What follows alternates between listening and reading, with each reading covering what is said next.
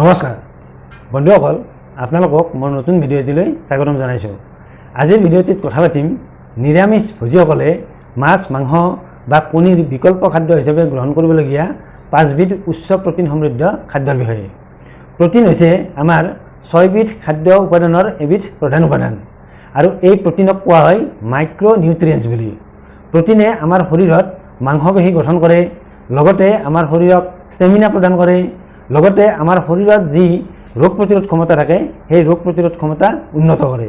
গতিকে আমি নিয়মিতভাৱে আমাৰ চাহিদা অনুযায়ী এই প্ৰটিন গ্ৰহণ কৰিবই লাগিব। এজন মানুহৰ দৈনিক প্ৰটিনৰ চাহিদা থাকে আচলতে মানুহজনৰ প্ৰতি কেজি শৰীৰৰ ওজনৰ সৈতে। যদিহে মানুহজনৰ শৰীৰৰ ওজন 50 কেজি হয়, তেনেহ'লে তেওঁৰ দৈনিক প্ৰটিনৰ চাহিদা হ'ব 50 গ্ৰাম, অৰ্থাৎ পাৰ কেজিত পাৰ গ্ৰাম প্ৰটিনৰ প্ৰয়োজন থাকে। গতিকে সেইমতে আমি নিশ্চয় প্ৰটিন গ্ৰহণ কৰিব লাগিব।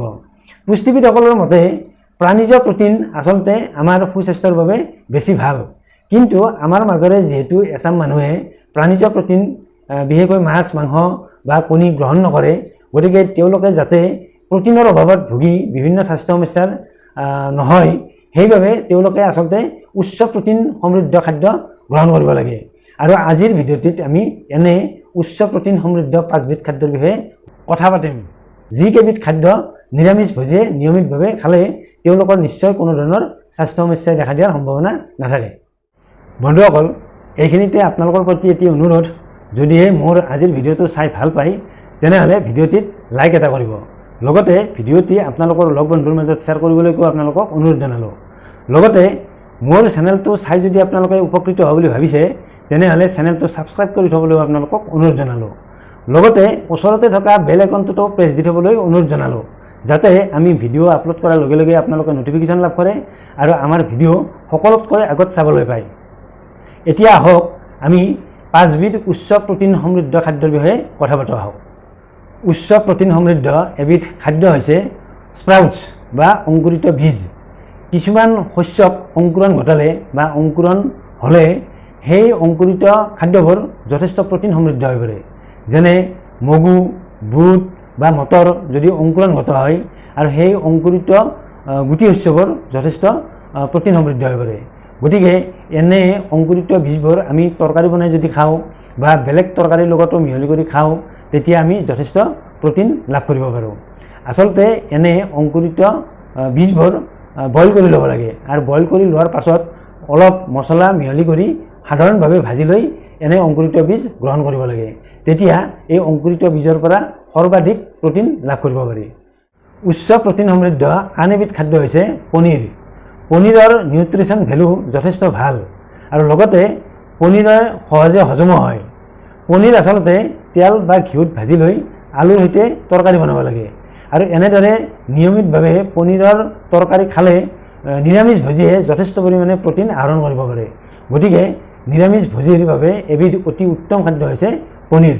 উচ্চ প্ৰটিন সমৃদ্ধ আন এবিধ খাদ্য হৈছে বাদাম।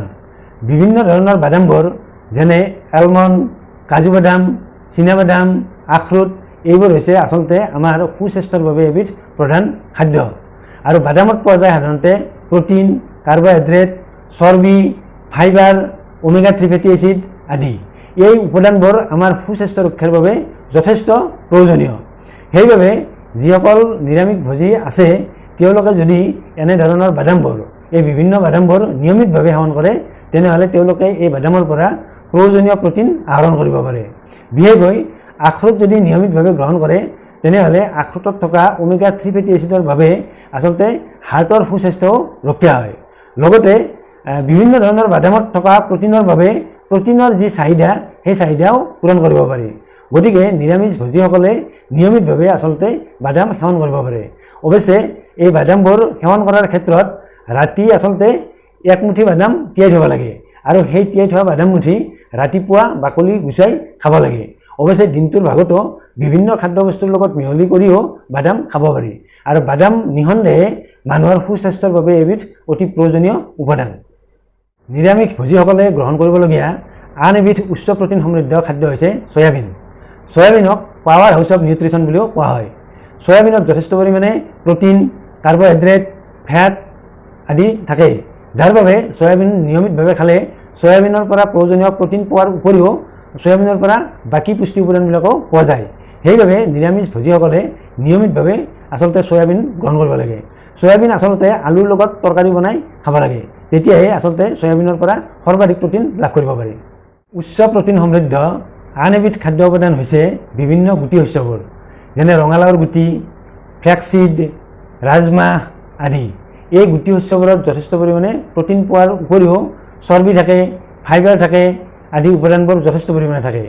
এই গুটি শস্যবোৰ আচলতে বিভিন্ন তৰকাৰীৰ লগত মিহলি কৰি খাব লাগে, তেতিয়া এই গুটি শস্যত থকা প্ৰটিন লগতে চৰ্বি বা অন্যান্য পুষ্টি উপাদানবোৰ সহজে আমাৰ শৰীৰে গ্ৰহণ কৰিব পাৰে। গতিকে আমাৰ এই উচ্চ প্ৰটিনৰ বাবে এই গুটি শস্যবোৰ নিয়মিতভাৱে গ্ৰহণ কৰিব লাগে। ইয়াৰ উপৰিও বিভিন্ন ধৰণৰ দাইলত উচ্চ প্ৰটিন থাকে, যেনে মচুৰ দাইল, মগু দাইল, মাটিমাহ আদি। এই দাইলবোৰত যথেষ্ট পৰিমাণে প্ৰটিন থাকে। সেইবাবে আচলতে যিসকল নিৰামিষভোজী আছে তেওঁলোকে এই দাইলবোৰ অলপ ডাঠ কৰি খাব লাগে। অলপ ডাঠ কৰি খালে তেতিয়া এই দাইলৰ পৰা যথেষ্ট পৰিমাণে প্ৰটিন আহৰণ কৰিব পাৰি। বন্ধুসকল, নিৰামিষভোজীসকলে মাছ, মাংস বা কণীৰ বিকল্প খাদ্য হিচাপে গ্ৰহণ কৰিবলগীয়া 5 বিধ উচ্চ প্ৰটিন সমৃদ্ধ খাদ্যৰ বিষয়ে কিছু কথা শুনিলে। অন্য এটা ভিডিঅ'ত আপোনালোকক লগ পোৱাৰ প্ৰতিশ্ৰুতিৰে আজিলৈ আহিছোঁ। নমস্কাৰ।